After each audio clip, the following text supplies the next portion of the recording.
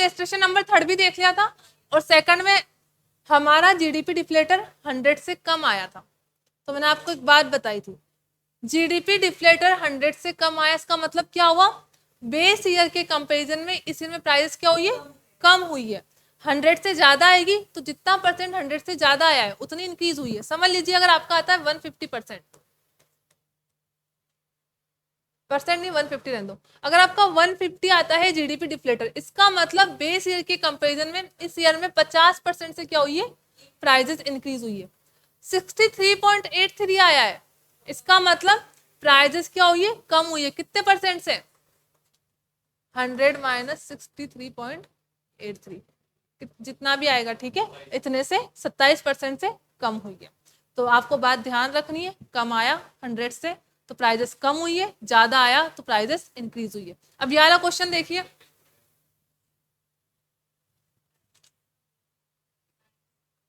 Find nominal GDP if real GDP is 450 and price index क्या है आपका 150 है।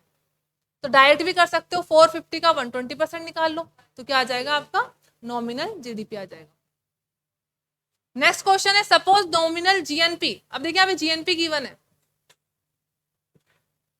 of a country in 2010 is given 8600 crore and price index is given as a base year 2010 is 100. Now let the nominal GDP increase to rupees 1200 crore in 2018 and the price index rises to 11 to find out the real GDP. ये calculate करके बताओ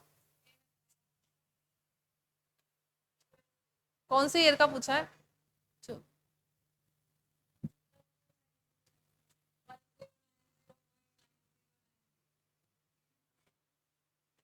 calculate कर लिया, nominal GDP 1200 crore दे रखी है और आपको निकालनी क्या है, रियल जीडीपी। तो 1200 करोड़ का 1200 करोड़ को 110% से डिवाइड कर दो तो क्या आ जाएगा 1090% आ जाएगा।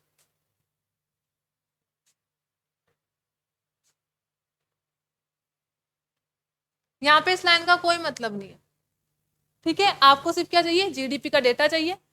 तीन चीजें देखनी होती है, नॉमिनल जीडीपी, रियल जीडीपी और जीडीपी डिफ्लेटर, जिसको प्राइस इंडेक्स भी बोलते हैं।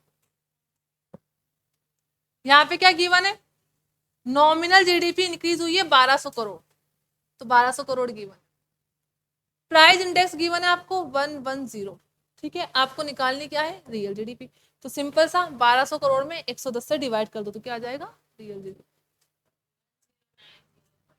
9।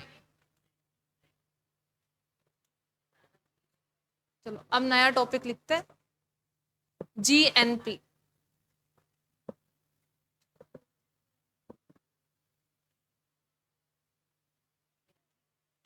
जीएनपी का मतलब होगा ग्रोस नेशनल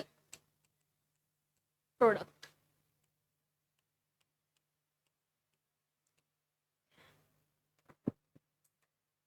अब देखिए इससे पहले हमने क्या पढ़ा था, जीडीपी, जी और पी दोनों में सेम आ गया, चेंज क्या हुआ, वहां पे डोमेस्टिक था यहाँ पे नेशनल हो गया। अगर हमें डोमेस्टिक इनकम को नेशनल इनकम में कन्वर्ट करना आ जाए तो जीडीपी को हम जीएनपी में इजीली कन्वर्ट कर लेंगे। तो आपको यहाँ पे लिखना है कि एक तो है डोमेस्टिक इनकम और दूसरी है नेशनल इनकम, इन दोनों में डिफरेंस क्या होता है। डोमेस्टिक होती है हमारी टेरिटोरियल बेसिस पे,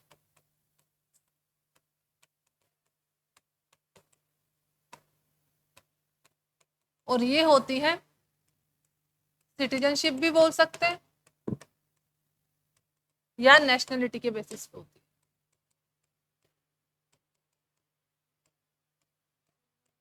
ठीक है, पहले इसको नोट कीजिए फिर समझेंगे।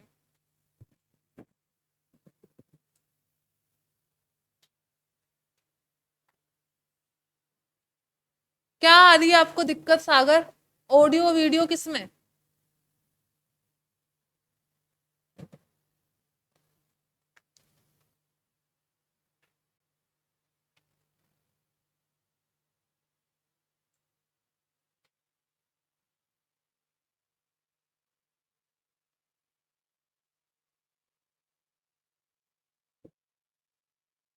या क्लियर दिख रहा है। ठीक है, ओके। देखिए डोमेस्टिक का मतलब होता है टेरिटोरियल बेसिस पे। जब हमने जीडीपी की डेफिनेशन देखी थी तो क्या पढ़ा था, एक देश के अंदर बाउंड्री के अंदर एक ईयर के अंदर आपकी कितनी गुड्स और सर्विसेज प्रोड्यूस होती है। अब ग्रॉस नेशनल प्रोडक्ट देखना है, जब डोमेस्टिक को नेशनल में कन्वर्ट करना है। अब देखिए यहाँ पे क्या आ गया, सिटीजनशिप बेसिस। समझ लीजिए कोई यूएसए का पर्सन आया इंडिया में, ठीक है, यहाँ पे उसने पर्सन आई या कोई फर्म आई या कोई कॉर्पोरेट सेक्टर आया, कोई कंपनी आई, उसने यहाँ पे अपना बिजनेस एस्टेब्लिश किया, उससे उसने इनकम अर्न की होगी। जैसे माइक्रोसॉफ्ट आया, गूगल आया, एप्पल की कोई कंपनी आई, उन्होंने यहाँ पे आके बिजनेस किया, वो क्या है, इंडिया के नेशनलिस्ट है क्या, या सिटीजन है, नहीं है। लेकिन यहाँ पे तो हमने सिटीजनशिप की बात की ही नहीं थी।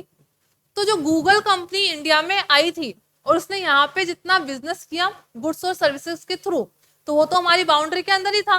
तो जब हमने जीडीपी कैलकुलेट की थी तो उस इनकम को क्या किया था, इंक्लूड किया था। कंसेप्ट समझ में आ रहा है। इंडिया की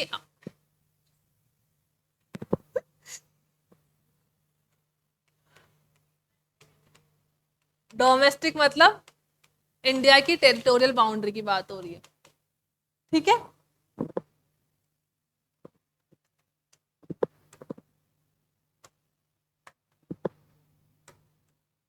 क्या इंडिया में सिर्फ वही लोग रह सकते हैं जो इंडिया के सिटीजन है, किसी और को अलाउ नहीं करते? करते। बहुत सारे फॉरेन कंपनीज यहाँ पे आके बिजनेस करती है। जैसे माइक्रोसॉफ्ट यहाँ की कंपनी थोड़ी ना है, वो तो बाहर की है। यहाँ पे माइक्रोसॉफ्ट एक कंपनी है। क्या माइक्रोसॉफ्ट कंपनी ने यहाँ पे आके बिजनेस किया होगा तो उसने कुछ प्रोडक्शन नहीं किया होगा? किया होगा अपनी कंपनी के थ्रू। तो उसने जितने भी गुड्स एंड सर्विसेज सेल किए, समझ लीजिए उसका एक साल का नेटवर्थ था 30 करोड़ रुपए। क्या इंडिया की कोई कंपनी बाहर जाके काम नहीं कर सकती? कर सकती है, बहुत सारी कंपनीज करती भी है। टाटा की भी दूसरी कंपनी में, मतलब दूसरी कंपनी में रिलायंस के भी है और अदर कंपनीज के भी है। समझ लीजिए टाटा कहाँ पर है, यूएसए के अंदर। वहां पे इसका नेटवर्क था, मैं रुपीज में ही लिख रही हूँ, डॉलर में लिखेंगे तो इजी कैलकुलेशन नहीं होगी, 20 करोड़ था। जब हमने डोमेस्टिक इनकम कैलकुलेट की थी, क्या इसको इंक्लूड किया था? नहीं किया था? किया था ना। ये भले ही बाहर का था लेकिन इंडिया की तो टेरिटरी के अंदर था, तो तब तो हमने इसको इंक्लूड कर लिया था। तो जब हमने डोमेस्टिक इनकम कैलकुलेट की थी तो इसको तो किया था इंक्लूड, ठीक है। क्या इसको किया था? इसको नहीं किया था क्योंकि तो इंडिया के बाहर था, तो इसको इंक्लूड नहीं किया था। क्या ये इंडिया का नेशनलिस्ट था ये वाला? ये तो नहीं था, ये तो बाहर का था, तो ये सिटीजन नहीं था। क्या ये सिटीजन है इंडिया का? ये तो है।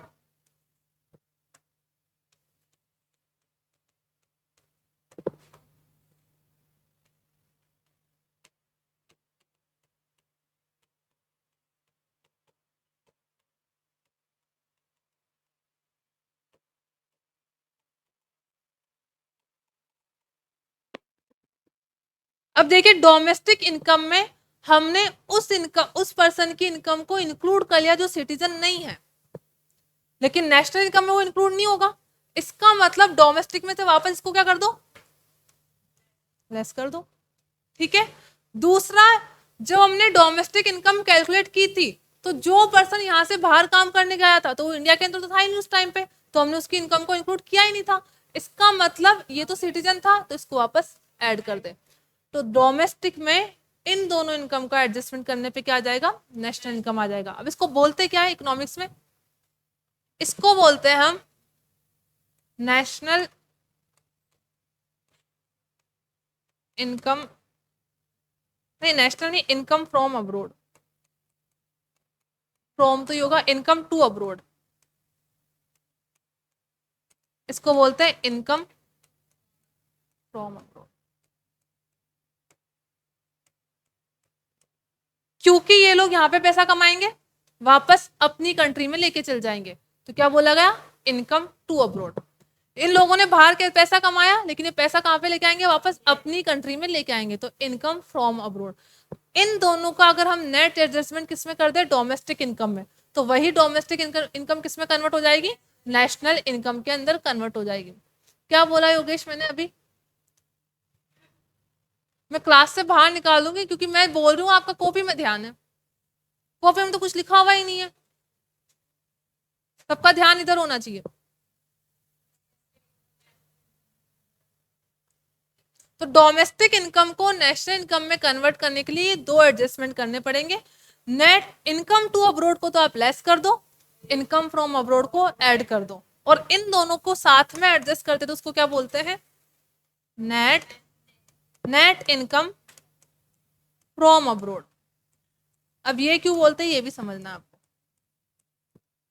नेट इनकम फ्रॉम अब्रोड इसलिए बोला जाता है कि इंडिया में हमेशा से ही ऐसा रहा है, इंडिया के ज्यादातर लोग बाहर ही रहते हैं, ठीक है, जैसे कनाडा दुबई में बहुत सारे इंडियंस रहते हैं, वो वहां से बहुत ज्यादा रेमिटेंस करते हैं। इसके कंपेरिजन में नेट इनकम टू अब्रोड मतलब बहुत कम बार ऐसा होता है कि बाहर के लोग यहाँ पे आके काम करते हैं और यहाँ से रेमिटेंस बाहर करते हैं। तो इंडिया का हमेशा इनकम फ्रॉम अब्रोड तो रहता है ज्यादा, इनकम टू अब्रोड रहता है कम। इन दोनों का एडजस्टमेंट करेंगे तो क्या आएगा, नेट इनकम फ्रॉम अब्रोड आएगा।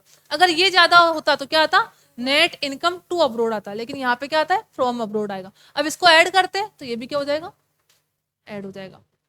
लेस क्यों ऐड होगा ना, अगर नेट इनकम टू अब्रोड होता तो डोमेस्टिक इनकम में से नेशनल इनकम पे पहुंचने के लिए इसको लेस करना पड़ता, लेकिन एक्चुअल में होता क्या है, नेट इनकम फ्रॉम अब्रोड ज्यादा होता है, तो डोमेस्टिक इनकम से नेशनल इनकम पे पहुंचने के लिए क्या करना पड़ेगा, इसको ऐड करना पड़ेगा। क्लियर हो गया। अब ठीक से इसको अलग से लिखते हैं, वापस इधर आ जाओ।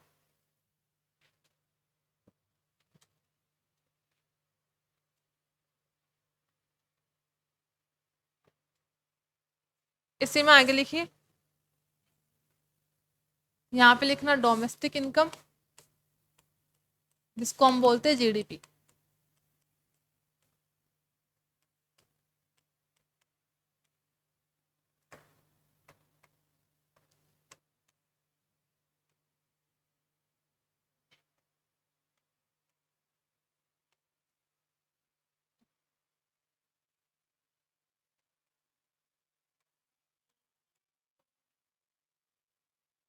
अभी तो डोमेस्टिक ही लिखा है ना मैंने, अभी हम ये सीख रहे हैं डोमेस्टिक इनकम को नेशनल इनकम में कैसे कन्वर्ट करना है।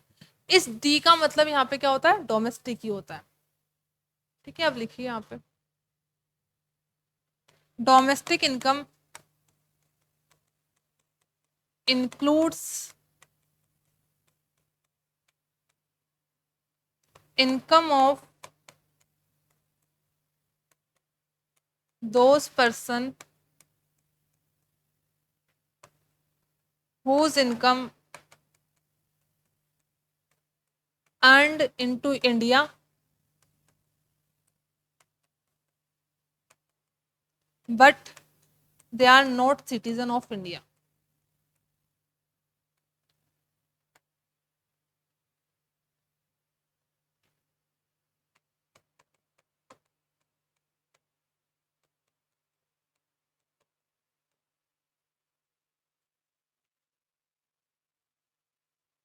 इसे में लिखिए तो, so to get national income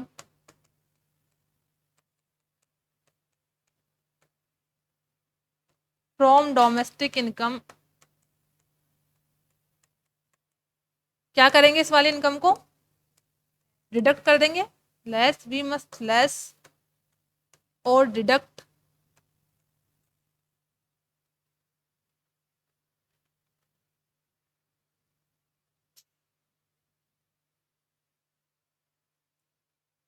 this income from domestic income। और इसको बोला क्या जाता है, net income income to abroad.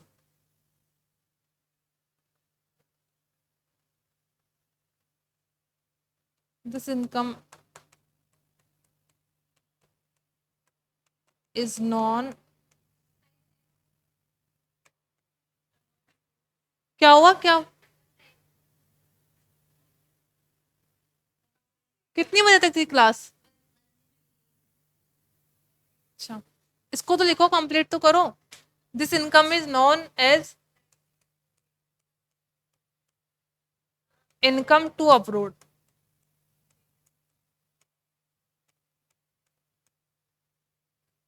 इसका एग्जाम्पल क्या होगा?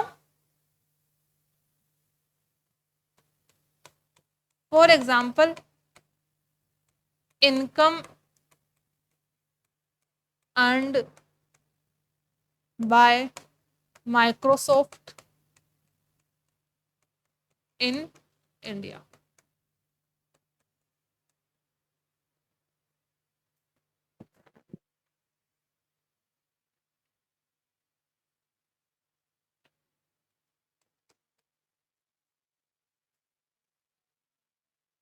यार समझ में आ गया?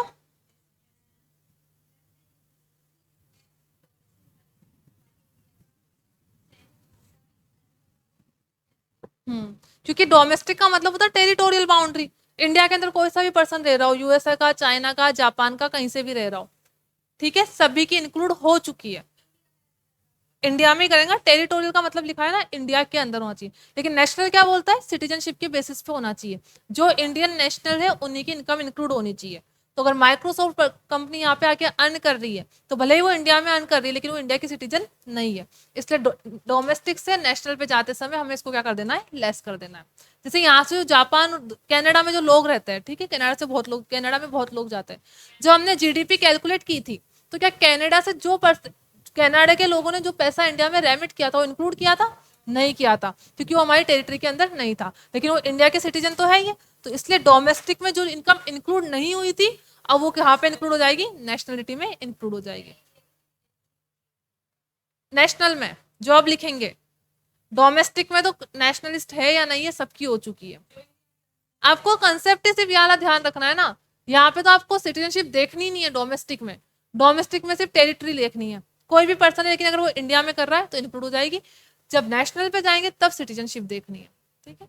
अब कल लिखेंगे और तो अच्छे से समझ। ये क्या हो गया?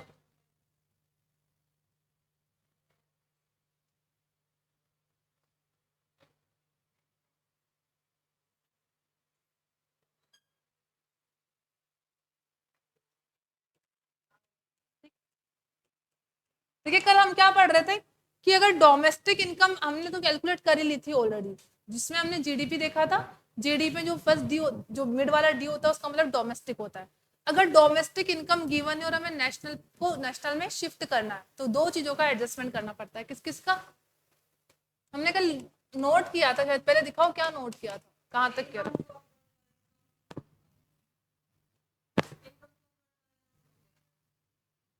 हाँ,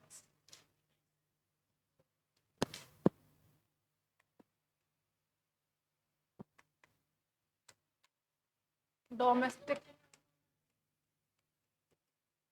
क्या?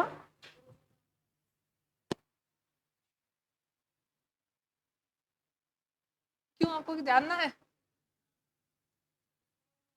जो यहाँ पे बैठते हैं ना, सुरभि और तनु।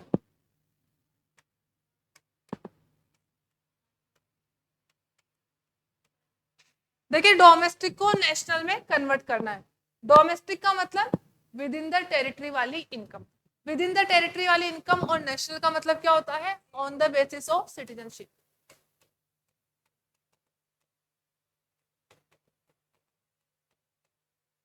तो जब हमने डोमेस्टिक इनकम कैलकुलेट की थी तो उसमें उन लोगों की इनकम भी कैलकुलेट कर ली थी जो इंडिया में काम तो करते हैं लेकिन वो इंडिया के सिटीजन नहीं है। तो उसको हम क्या कर देंगे? एक्सक्लूड कर देंगे। दूसरा, ऐसे कुछ सिटीजन है जो बाहर रहते हैं लेकिन वो है तो इंडिया के सिटीजन। तो जब हमने डोमेस्टिक इनकम इंक्लूड कैलकुलेट की थी तो वो इंडिया में नहीं थे, तो उनकी इनकम डोमेस्टिक इनकम में इंक्लूड नहीं हुई है, तो उसको क्या कर देंगे? ऐड कर देंगे। तो इसका मतलब इनकम टू अब्रॉड को अगर डोमेस्टिक इनकम में से लेस कर देंगे और इनकम फ्रॉम अब्रॉड को डोमेस्टिक इनकम में ऐड कर देंगे, तो डोमेस्टिक इनकम किस में कन्वर्ट हो जाएगी? नेशनल इनकम के अंदर। एक बार नोटबुक दिखाना किस तरह से लिखा था इसको।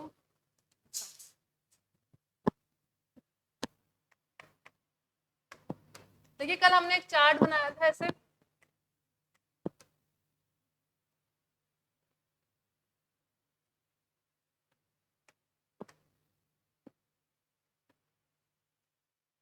उसमें हमने लिख लिया था नेट फैक्टर, नेट नहीं आएगा, फैक्टर इनकम टू अब्रॉड। ये वाला पॉइंट हमने पूरा नोट कर लिया है, अब इसको लिखिए। डोमेस्टिक इनकम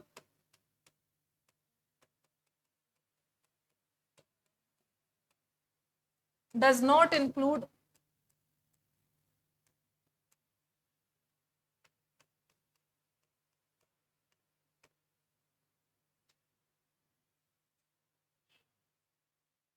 अब लेट ही आओगे रोज दोनों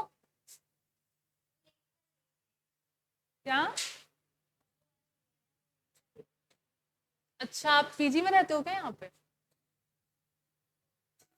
domestic income does not include income earned by citizen of India outside the territory of India.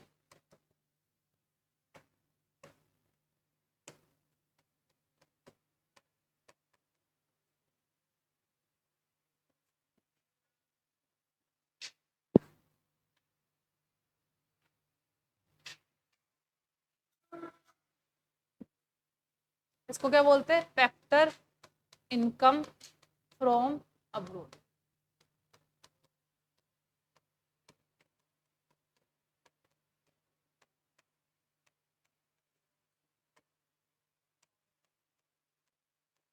Abroad इसमें हमने लिख लिया था क्या, फैक्टर इनकम टू अब्रोड कल, तो इसको लिख लीजिए। ये वाला चार्ट जहां बनाया था उसके नीचे लिख लीजिए फैक्टर इनकम टू अब्रोड बोला जाता है इसको।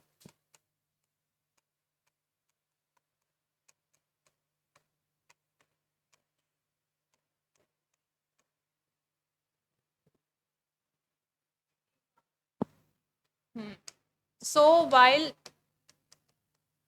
इसको बोलते हैं फीटा, इसको बोलते हैं फीफा।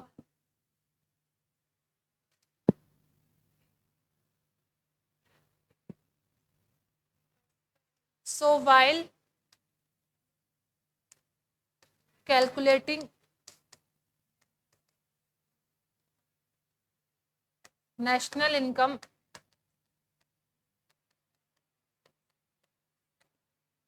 from domestic income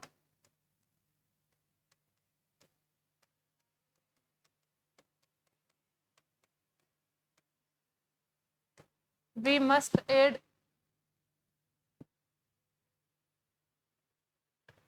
कितना हो गया टाइम, यहाँ देखो 1:20। आपकी क्लास 1 बजे से होती पता है ना आपको, तो कितनी बजे से होती है? 1:15 से होती है।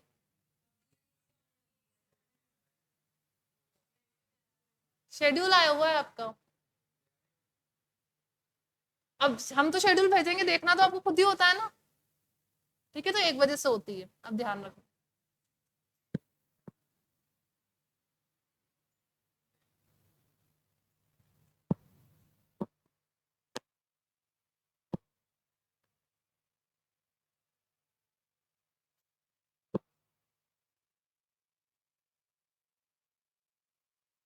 We must add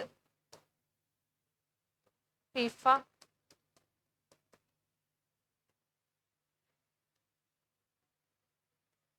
and domestic income।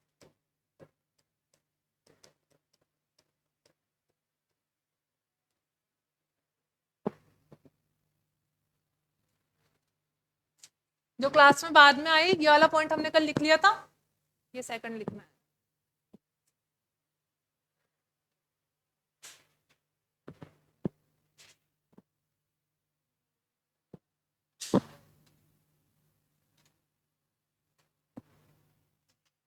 India में कौन सी इनकम ज्यादा होती है?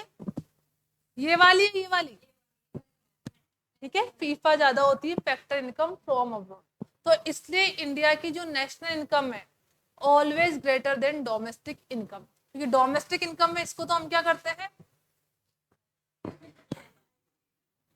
आइए आइए आप भी, आपको भी 1:15 का टाइम पता है?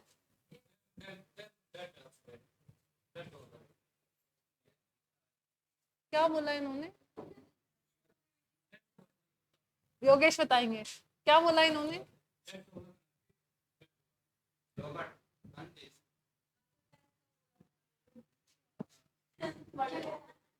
अच्छा पढ़ रहे थे आप?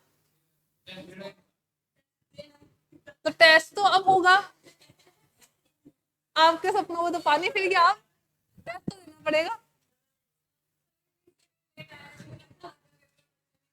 अच्छा, और आपकी वाली शायद लो की क्लास होती थी 1 बजे।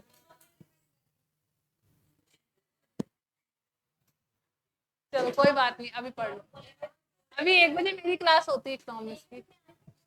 अब चलो शांति रखो, कोई बात नहीं। इधर देखो, तो इंडिया में फीफा ज्यादा होती है, फीता कम होती है, इसलिए हमारे यहाँ पे जो नेशनल इनकम होती है डोमेस्टिक इनकम से ज्यादा होती है। और इन दोनों के डिफरेंस को क्या बोलते हैं? अगर इन दोनों को लेस करेंगे, कौन सी आएगी ज्यादा? ये आएगी नेट, तो इसको क्या बोलेंगे? एनएफ, एनआई क्या बोलते? एफ है, net factor income from abroad. FIFA के आगे सिर्फ नेट लगा देना है, तो इसको लिख लीजिए।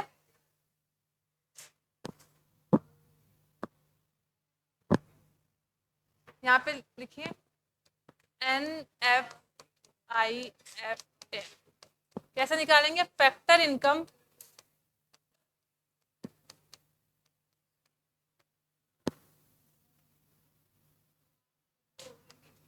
From abroad minus factor income to abroad.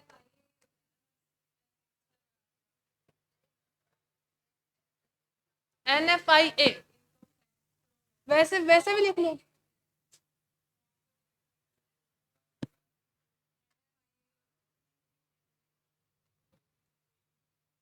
वैसे वो भी लिख सकते हो, कोई इशू नहीं होगा। नेट, हाँ लिखते यही है, NFIA लिखते हैं। इसका मतलब यही होगा, net factor income from abroad. तो फैक्टर इनकम फ्रॉम अब्रोड मतलब फैक्टर इनकम टू अब्रोड। इसका मतलब अगर आप फीफा में से इसको लेस कर दोगे तो आपकी इनका आ जाएगी net factor income from abroad.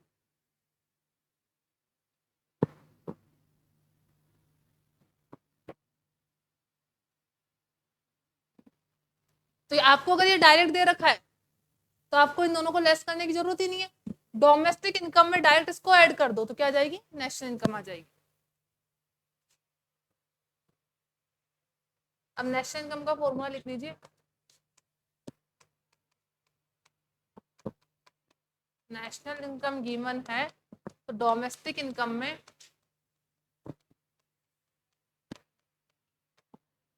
ये तो लेस करोगे और ये ऐड करोगे, या फिर डोमेस्टिक इनकम में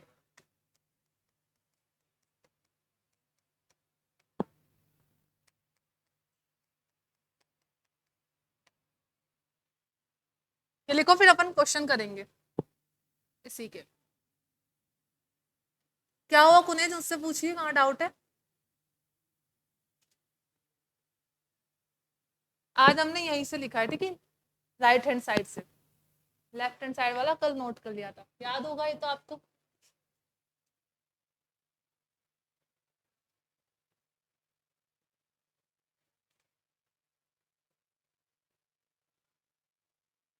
इस बार सलोनी के भी बढ़िया मार्क्स आए, कितने आए सलोनी?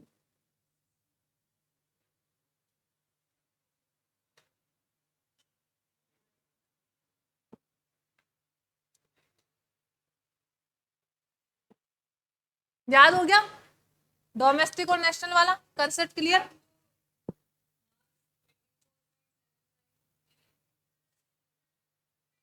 क्यों? एक का 0.25 ही तो होता है डिडक्ट।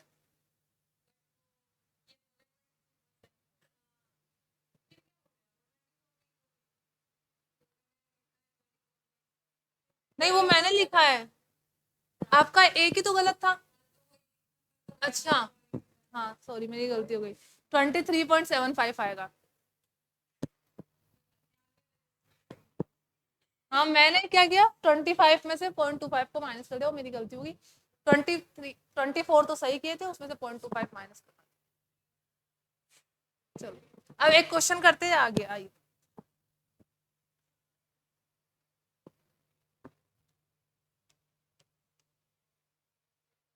जीडीपी दे रखी है आपको 200 crore, income earned bye Microsoft in India 20 crore, income earned bye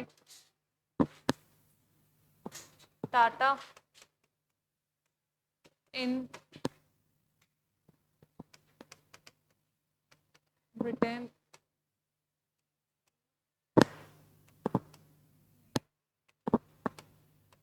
40 crore,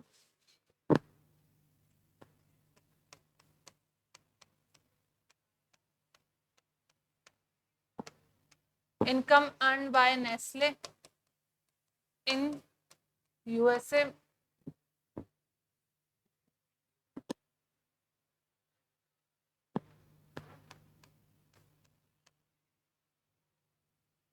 calculate national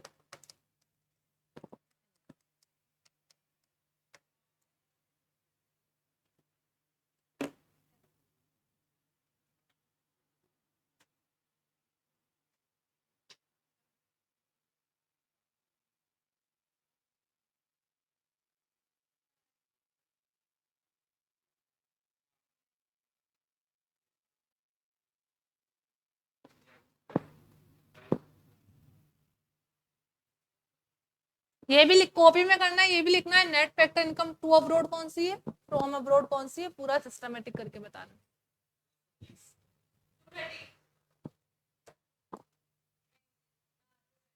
income earn bye Microsoft in India को क्या बोलेंगे, फैक्टर इनकम टू अब्रोड, क्योंकि बाहर भेजनी है तो इसको तो क्या करेंगे, माइनस करेंगे। Income earn bye Tata in Britain, तो उन्होंने ये बाहर अर्न की थी तो वापस लेके आएंगे तो प्लस करेंगे।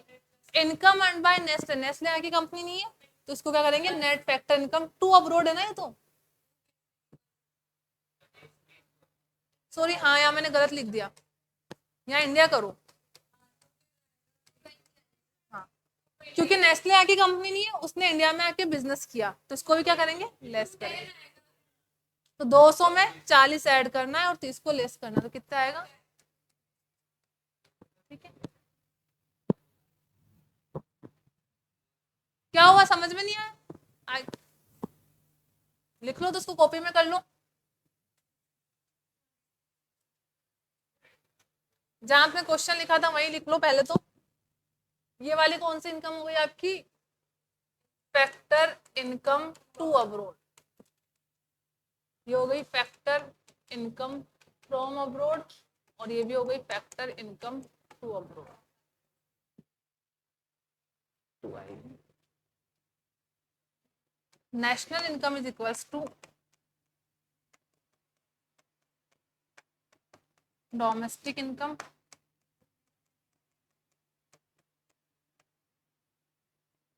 Plus factor income from abroad minus factor income,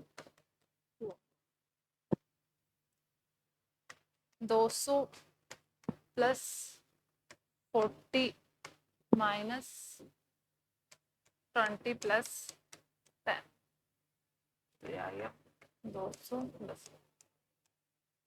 तो नेशनल इनकम इंडिया के केस में तो क्या होगी, डोमेस्टिक इनकम से जनरली ज्यादा ही रहेगी, क्योंकि फीफा ज्यादा होता है, फीटा कम होता है।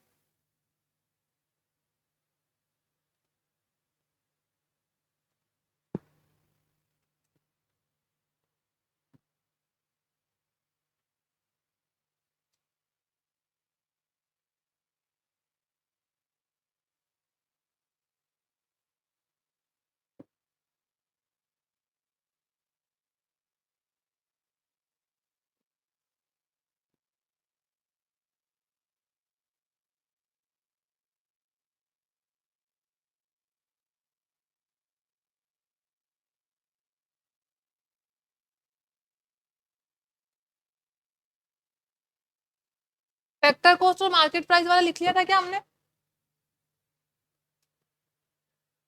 चलो अब उसको लिखते हैं, लिख भी लिया होगा पर उतने सिस्टमेटिक वे से नहीं लिखा होगा, उसको वापस लिखेंगे।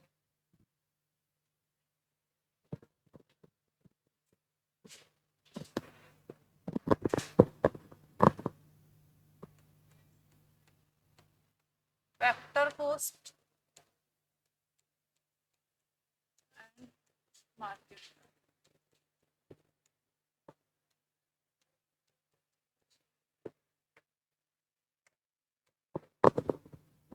Factor cost means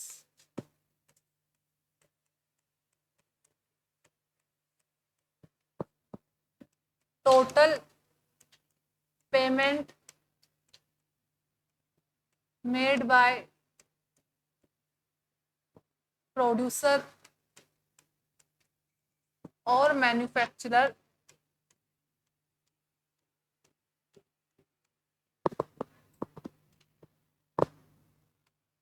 for the production. That means factor payments.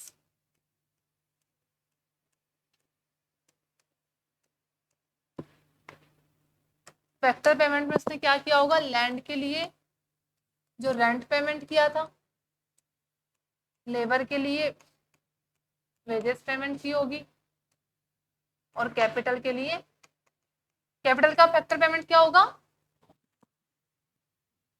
Capital मतलब लोन, तो इंटरेस्ट होगा, इंटरेस्ट। तो ये तीनों क्या हो गए आपके?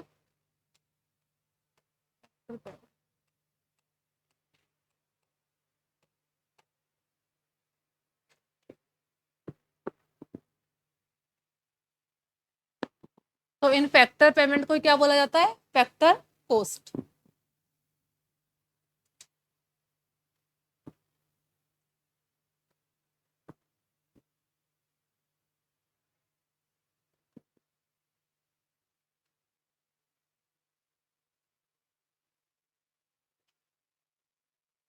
देखिए एक चौथा फैक्टर भी होता है, इसको एंटरप्रेन्योर बोलते हैं, इसके लिए प्रॉफिट होता है, लेकिन मैंने उसको यहाँ पे क्यों नहीं लिखा है, क्योंकि हम कॉस्ट की बात कर रहे हैं।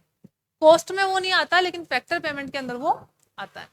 अब हमें क्या करना है, जब फैक्टर कॉस्ट गिवन है तो उसको मार्केट प्राइस में कन्वर्ट करना है। तो सिंपल सी बात है, आप मैन्युफैक्चरर या प्रोड्यूसर हो, आपने सारी कॉस्ट अपनी इंक्लूड कर ली, इसके बाद भी एक कॉस्ट है जो इसमें इंक्लूड नहीं हुई है, और एक बेनिफिट है जो इसमें से डिडक्ट नहीं हुआ है। कौन सा? जो कॉस्ट होगी वो तो होगी एक इनडायरेक्ट टैक्स। कोई भी प्रोडक्ट आप खरीदते हो उसके ऊपर आपको इनडायरेक्ट टैक्स का पेमेंट करना होता है। हमें नहीं करना होता, अल्टीमेटली वो करना सप्लायर को होता है, लेकिन सप्लायर खुद ना करके क्या करता है, हमसे चार्ज करता है। इसीलिए उस टैक्स का नाम भी क्या है, इनडायरेक्ट टैक्स, क्योंकि उस सप्लायर ने अपना जो भी टैक्स का बर्डन था किस पे शिफ्ट कर दिया, कंज्यूमर के ऊपर शिफ्ट कर दिया। तो इसका मतलब फैक्टर कॉस्ट में हमें ऐड क्या करना पड़ेगा, जो अभी तक ऐड नहीं हुआ है,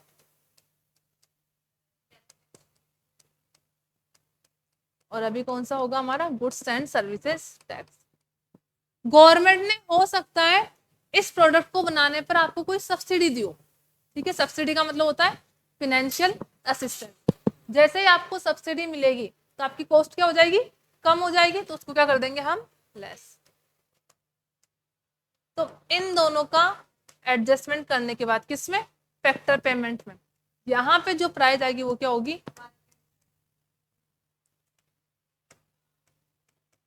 मार्केट।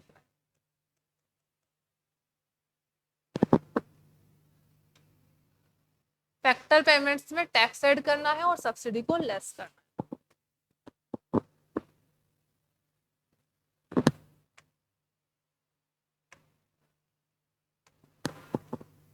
तो factor cost is equals to market price, market price is equals to factor cost plus indirect tax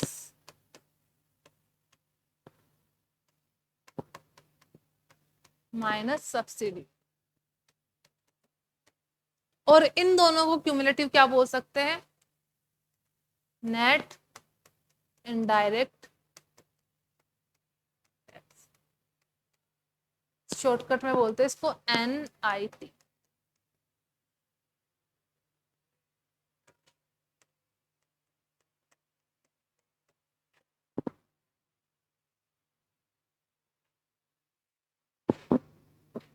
ठीक है, अगर नेट इनडायरेक्ट टैक्स दे रखा है मतलब सब्सिडी का एडजस्टमेंट कर रखा है, तो आपको दोबारा सब्सिडी को लेस नहीं करना होता है, वो ऑलरेडी लेस हो चुकी है।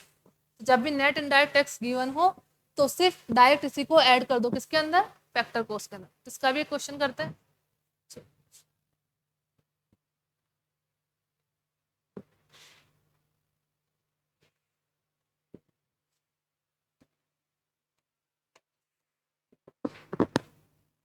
जीडीपी दे रखी है आपको फैक्टर कॉस्ट के ऊपर।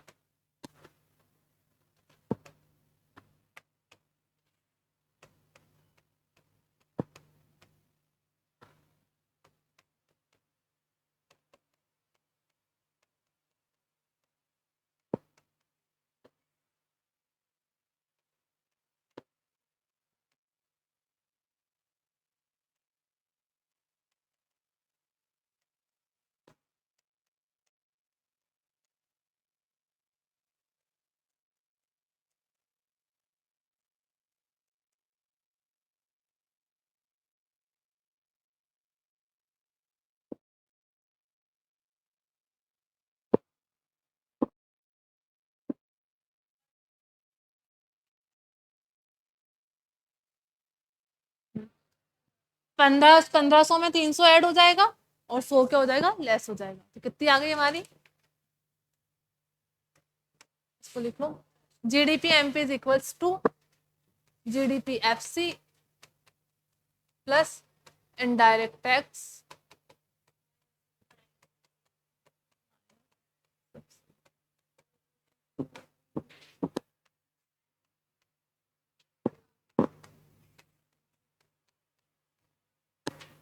आ जाएगा यहाँ पर 1700।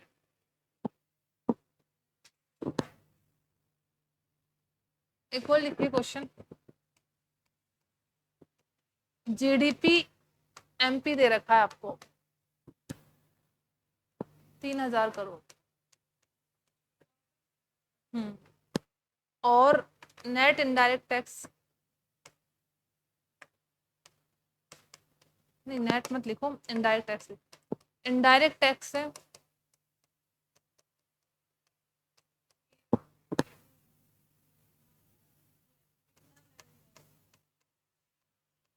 500 करोड़, सब्सिडी है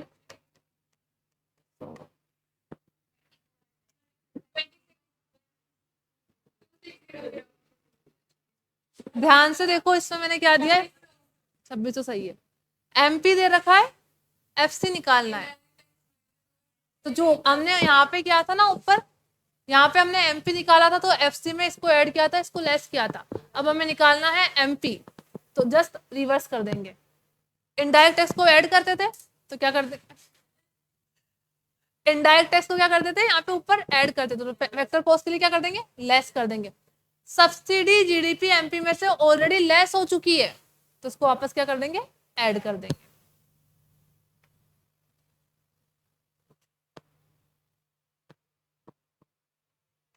तो GDP FC is equal to GDP MP में क्या होता है, इनडायरेक्ट टैक्स इंक्लूड होता है, तो इसको लेस कर देंगे। और सब्सिडी जीडीपी एफसी में एमपी में ऐड होती तो इसको, नहीं लेस होती तो इसको वापस ऐड कर देंगे। 3000 minus 500 plus 100 is equals to,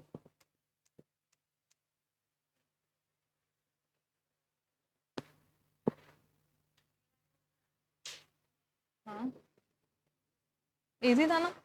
और आपको ये, जैसे आपने अभी ऊपर वाले में बोल दिया 3400, आपको ये बात ध्यान रखनी है, फैक्टर कॉस्ट तो होती है जनरली कम, मार्केट प्राइस ज्यादा ही होगी।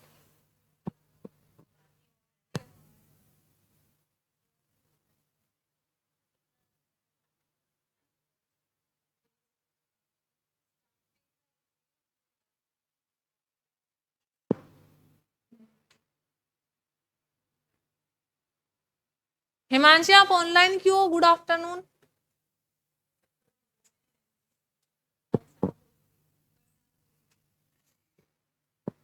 स्मार्ट हो गए आप लोग।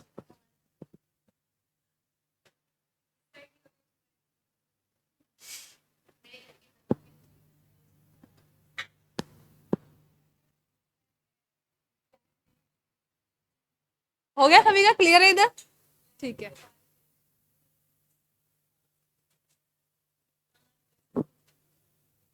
चलो अब नेक्स्ट लिखो।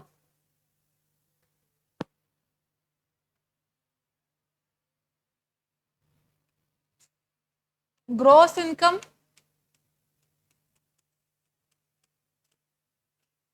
And net income.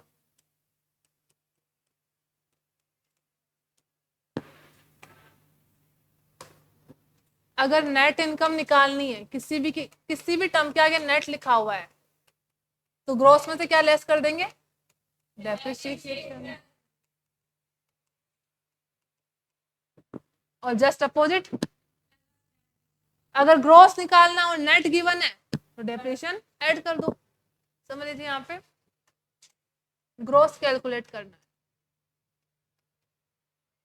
तो net plus depreciation.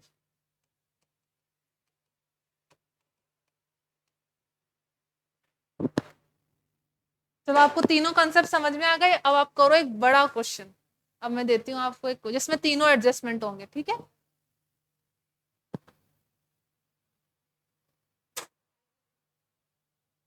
Okay Himanshi, no issue. आपको बताई तो है। हाँ, आज हो भी रही है बारिश बहुत जगह। चलिए अब एक क्वेश्चन लिखिए।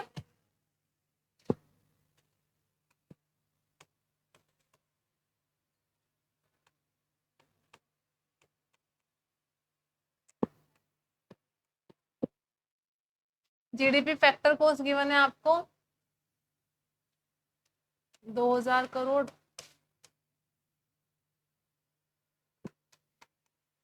इनडायरेक्ट टैक्स है 100 करोड़। सब्सिडी है 50 करोड़। और डेप्रिसिएशन है 10 crore. Factor income to abroad है 10। पीटा है 20 करोड़। फीफा है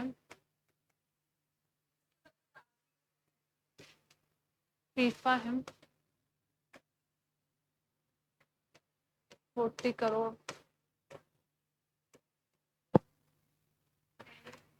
कैलकुलेट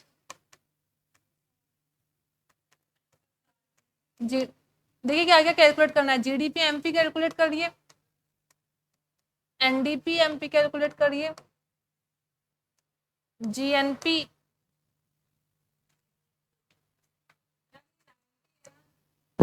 नहीं, ये 40 है। कोई ना, जो भी आंसर आया उसमें जितना आपने फीफा क्या किया था 90 ऐड किया था, तो लेस कर दो वापस 50।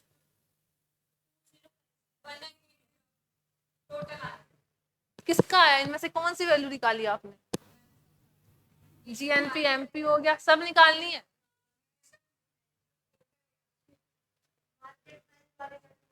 NNP GDP MP NDP MP GNP MP NNP ये चारों। हाँ अब ठीक है, ये इनका आ गया। बाकी सब निकाल के बताओ कितना है। 1980। चारों निकाल के बताओ कॉपी में, स्टेप बाय स्टेप। तो चारों जीडीपी एमपी निकालो ना पहले।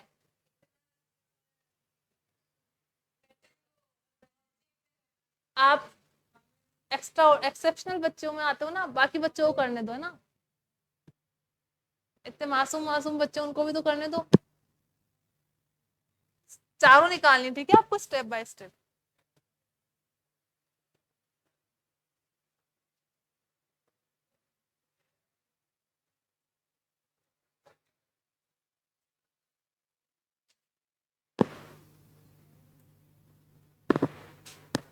तीन मिनट में कर लेना है आपको।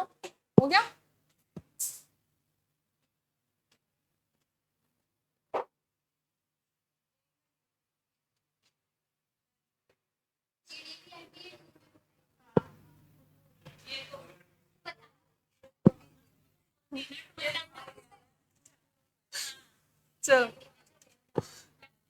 है जीडीपी एमपी?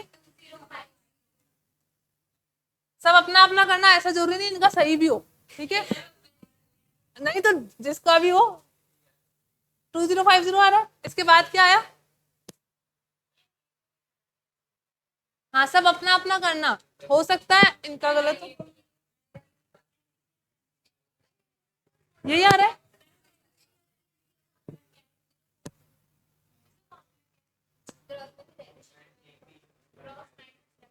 इसमें माइनस नहीं होगा,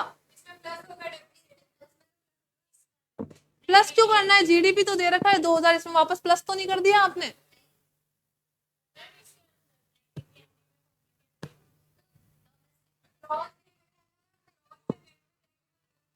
नहीं, मैं इसका बोल रही हूँ, यहाँ ग्रोथ तो इसमें वापस ऐड नहीं करना। एक मिनट, इसका आ गया क्या, फिर बताते हैं।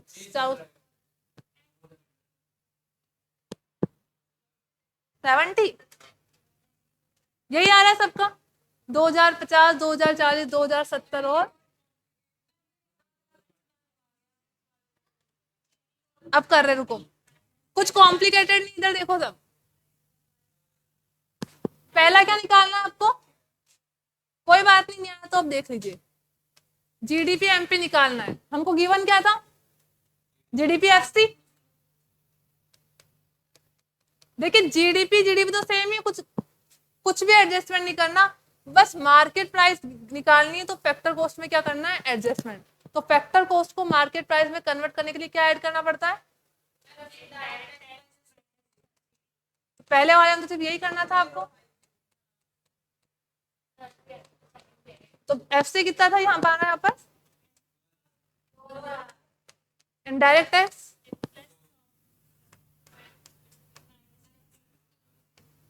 तो ये कितना आ गया? तो ये तो सही है आप सभी का। नेक्स्ट देखना है एनडीपी एमपी।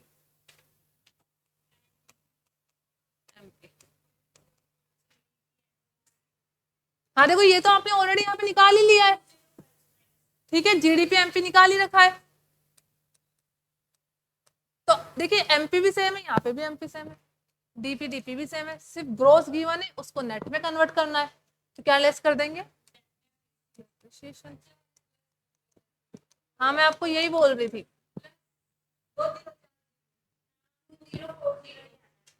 जीडीपी एमपी कितना है? 20।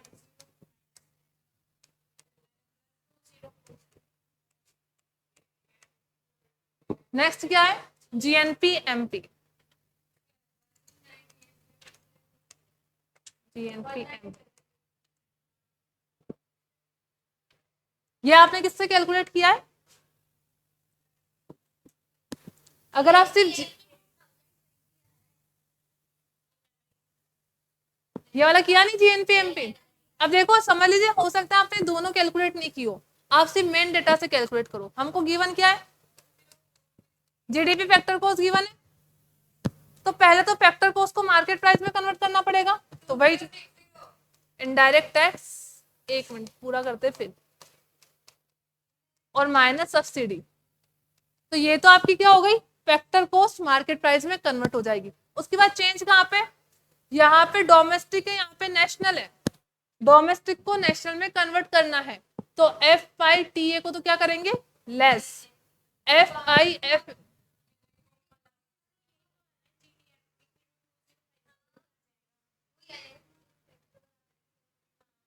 आपने किसको ऊपर से इसको लेके किया है क्या?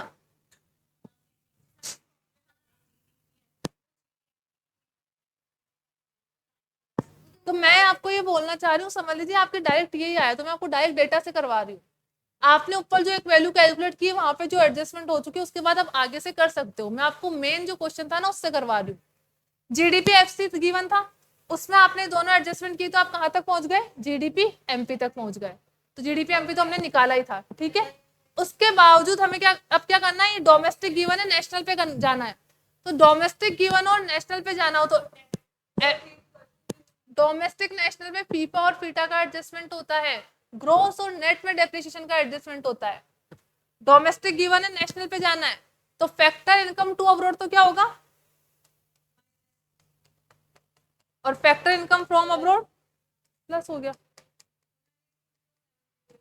ठीक है, अब एक एडजस्टमेंट और बाकी है। अच्छा नहीं, ग्रोस ग्रोस है तो डेप्रिसिएशन का कुछ हमें करना ही नहीं है, तो डेप्रिसिएशन का कोई एडजस्टमेंट नहीं होगा। तो यहाँ पे बताइए क्या क्या आएगा। जीडीपी एफसी कितना था, इनडायरेक्ट टैक्स 100 माइनस 50, थीटा कितना था,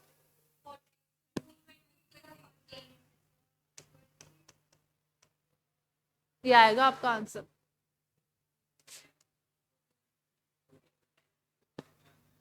टू जीरो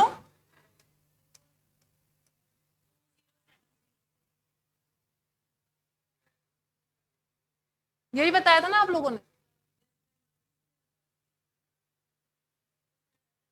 अच्छा अभी एक और बाकी, 2070 सभी का सही है, यही है, सिर्फ आपने ही बताया था, बाकी सबका गलत हो गया था, निकाला ही नहीं। अच्छा ठीक है, अब समझ में आ गया ना कंसेप्ट कैसे। आपको स्टेप बाय स्टेप करना, सब चीजें एक साथ नहीं देखनी, पहले देखना है फैक्टर को उसको मार्केट प्राइस में कन्वर्ट करना है, डोमेस्टिक को नेशनल में कन्वर्ट करना है, ग्रोस को नेट में कन्वर्ट करना है। यहाँ पे तो दोनों ग्रोस ग्रोस थे तो कुछ कन्वर्ट ही नहीं करना, लास्ट वाले में करना पड़ेगा, लास्ट का निकालना है हमें। एनएनपी एफसी या क्या है,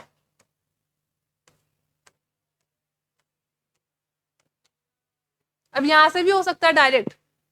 जीएनपी एमपी हमने निकाल रखी है, तो सिर्फ क्या लेस करना पड़ेगा, ग्रोस से नेट पे जाना, तो सिर्फ डेप्रिसिएशन का एडजस्टमेंट है। जीएनपी एमपी कितना है,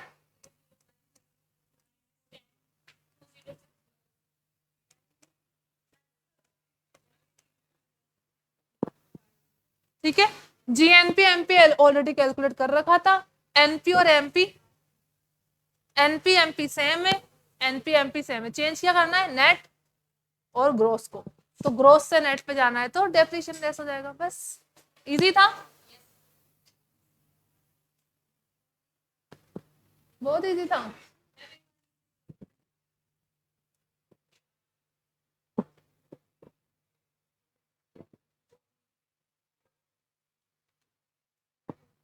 क्वेश्चन में नहीं लिखा,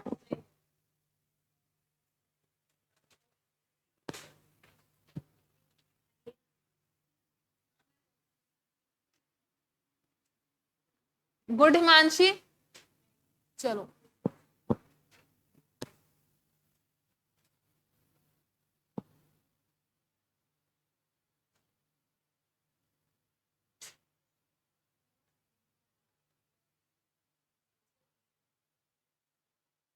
योगेश, नहीं हुआ, क्यों, समझ नहीं आया,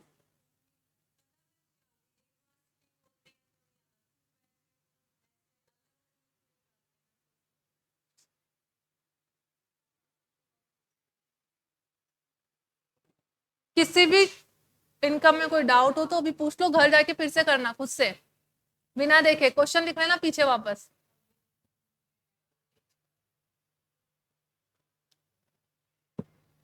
पूरे इसमें सिर्फ तीन ही एडजस्टमेंट है, factor cost to market price, domestic to national, gross to net, तीन ही एडजस्टमेंट करने होते हैं।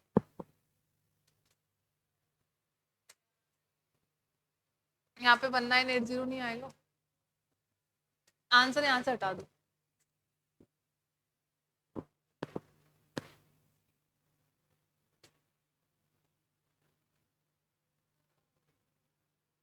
अभी भी आप सिर्फ आंसर लिख लो, फाइनल आंसर घर पे खुद कर लेना।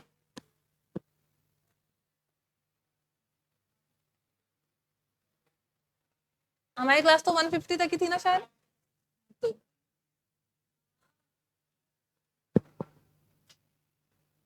कोई डाउट नहीं है पक्का। तो कल मॉड्यूल खोल, मतलब आज घर जाके मॉड्यूल खोलना, देखना कौन कौन से क्वेश्चन हो रहे, कल हम क्लास में भी करेंगे। ठीक है, तो हैव ए ग्रेट डे आप सभी को, कल मिलते हैं।